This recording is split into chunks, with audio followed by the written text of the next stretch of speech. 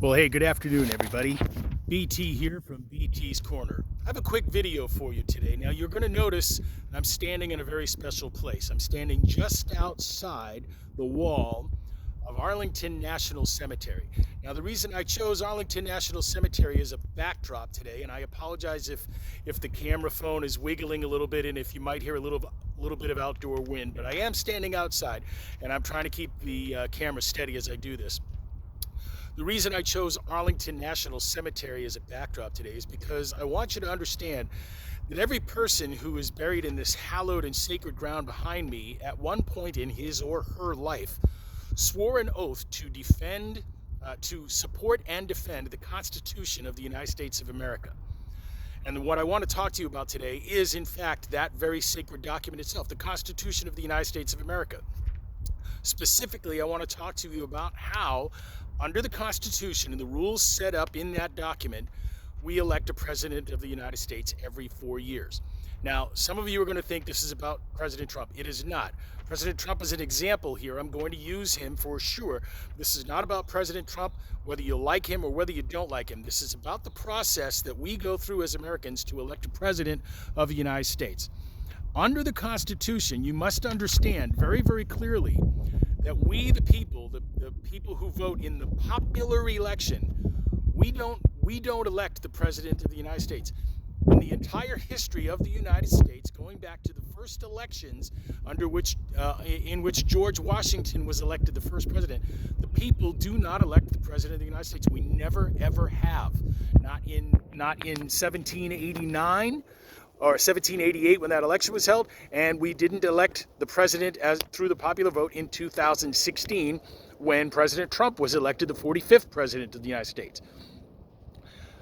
In the Constitution, every state gets its votes in the election of the president of the United States.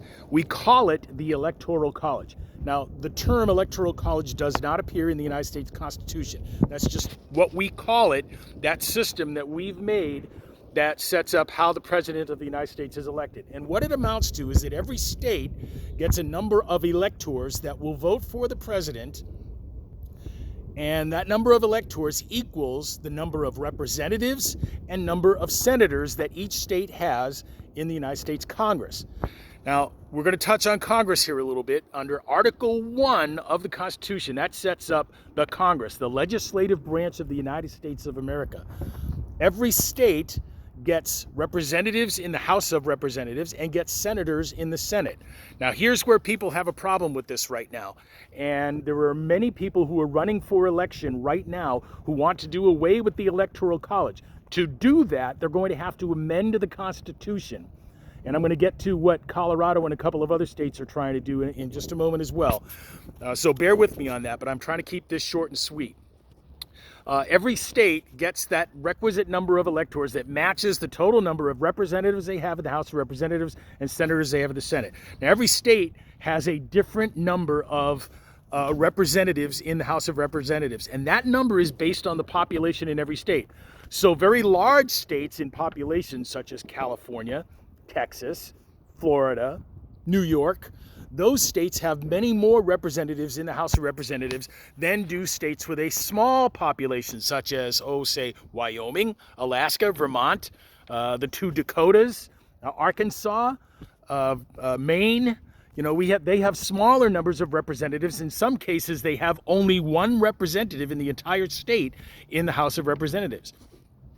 In the other half of our bicameral Congress, bicameral meaning two chambers, the House and then the Senate, every state is equal in the Senate. Whether it's California, Massachusetts, Texas, North Dakota, Michigan, Arkansas, Tennessee, Hawaii, it really doesn't matter. Every state is equal in the Senate in that every state has two senators.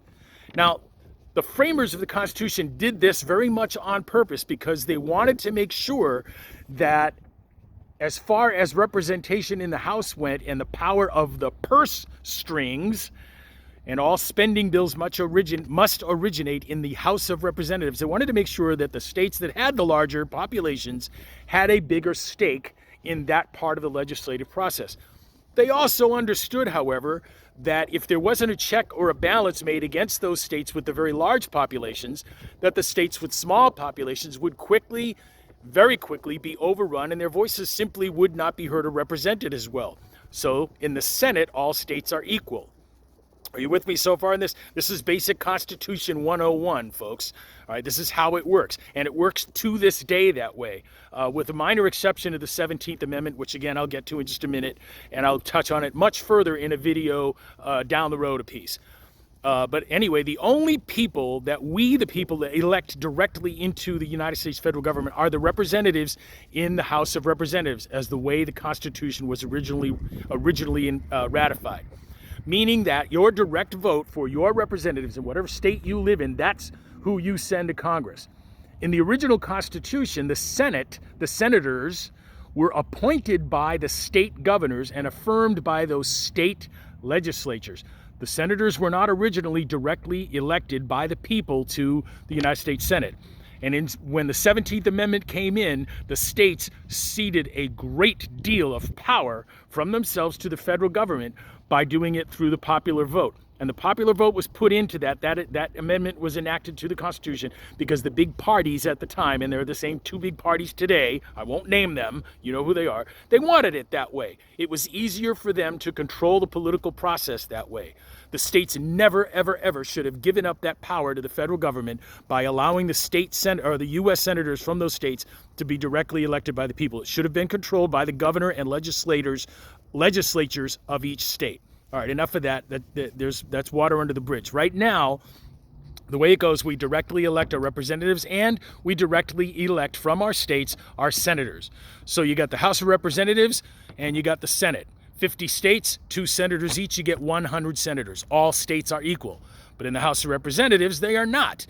They're not equal at all. California has a whole bunch more representatives than does Montana, than does New Hampshire, than does Arkansas, than does Mississippi, or Alabama even. Those smaller states really don't have the same equal representation in the House of Representatives. And this is critically important for you to understand this before you start throwing your backing behind any politician running for president who wants to do away with the Electoral College. Here's why. Okay, now in the last presidential election in 2016, we had a situation that has come up a few times in our history, wherein the candidate who won the popular vote, i.e. more people in the United States voted for that person than did the opponent. But that person who won the presidency carried the different states needed to get enough votes in the Electoral College to win the presidency. And that is exactly how the Constitution works. It worked perfectly, exactly as it was supposed to, and exactly in a way that should not be changed. Okay, now here's what happened.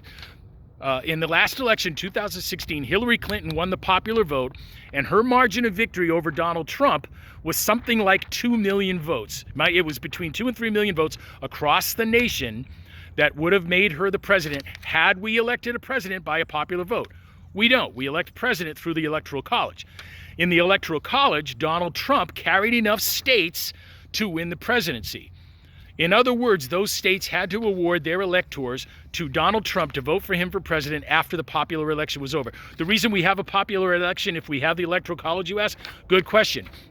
In most cases, it is simply so that the state decides, based on how the state voters voted in that state, who they will send their electors to vote for in the actual presidential election, which occurs in December in a presidential election year. And in all cases in the states, the electors are bound, they're supposed to be bound to vote for whoever was voted for by the popular vote in that state. There are sometimes electors who will go against that. They're called faithless electors. And in every time that has happened, it has not affected the election of the president because there were enough votes already there to override that. I'm getting a little bit off track, but just so you know, there's history here. Now, because President Trump did not win the popular vote in the United States in the last presidential election, we got a lot of people clamoring, oh my God, we need to change to the Electoral College. We need to change this. That's not the way it's supposed to go. And we have a bunch of states, including the most recent one, Colorado, saying, well, you know what we're going to do? We're going to make sure that our electors when they go to vote in the actual presidential election, we're going to make sure that they vote for whoever won the popular election. Well, that's all well and good, except you're breaking the Constitution there. Or you're going against your own state constitution. They can amend it. But here's what happens when you go by the popular vote in such a case. Let's say that in 2016, it had been reversed. Let's say that Donald Trump had won the popular vote by something like between 2 and 3 million votes, but Hillary Clinton had won the Electoral College. Would we still be having that conversation? Would those states still be saying, "Oh my God, we can't have this. We have to have our states vote with whatever way that the popular vote went"? If the answer is no, we wouldn't be having that conversation. Then this is truly all simply about politics and the cult of personality. I understand that President Trump is immensely unpopular with a great deal of the United States population. You also have to understand that he is immensely popular with another great percentage of the population in the United States. It doesn't seem that way, but he is. He did win enough states in the Electoral College to win the presidency. This is very important. So here's what will happen. Let's just say in the next presidential election, we've already got a constitutional amendment run through. The constitutional amendment changes it so that the president is elected purely by the popular vote. What's going to happen then is the candidates are going to campaign in such a way that they're going to ignore those small states. I'm talking to you, Mississippi, Alabama, North Dakota, South Dakota, Vermont, New Hampshire, Arkansas, Montana, Idaho. I'm talking to you. You think those presidential candidates are going to come pay your state a visit? Not on your life. And here's exactly why. I got a piece of paper here, and it shows the United States. I hope you can read this a little bit. This is what the election is going to look like for a president if we do away with the Electoral College. Those big states, California, Texas, Florida, and New York, they will carry whoever is going to win the election for president. Those states are the only ones that are going to matter. All 50 states are represented here on this middle map, but they're smaller. And they're smaller in proportion to the size of their population, showing that they just won't matter as much to anybody running for president. You got California, Texas, New York, and Florida, the big ones. You got Illinois in there, and you got a few others that have a little bit bigger chunk than all the rest. You see New England, you see the Dakotas, you see Alaska and Hawaii, do you see Montana? No, you don't. And you won't hear from them or hear about them in the next presidential election if we ever change the Electoral College. This is how the Constitution works, ladies and gentlemen. It works exactly as it was supposed to. And in a few cases in our history, we have elected presidents that did not win the popular vote, but they did win the electoral vote and the way the Constitution works. That's it. Don't mess with the Constitution. The framers made it exceptionally difficult to amend and change the Constitution, and they did that for a reason, because the whims of public opinion can be easily swayed. And if you watch modern media today, whether it's broadcast media or whether it's online, you will see that opinions can be easily swayed. People's emotions can be fired up. And I'll go back to that question I asked you. Had the roles been reversed in the 2016 election and it had been Hillary Clinton who won the Electoral College but lost the popular vote, would we still be having this conversation? Would you, if you were in favor of the popular vote electing president, would you still feel the same way had it been different?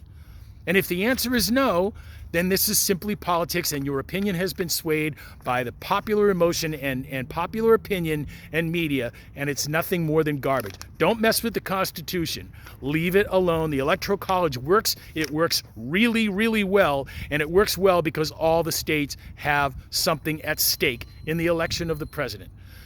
This has been a very long one. I'm sorry that I'm almost 14 minutes in, and I like to keep these things under 10. Sorry I've gone too long. Ladies and gentlemen, this is BT from BT's Corner signing off. The Electoral College works just fine. Thank you very much. Have a great day, ladies and gentlemen. And if you ever come here to Washington, come on by Arlington National Cemetery. It's a sight to see. BT out.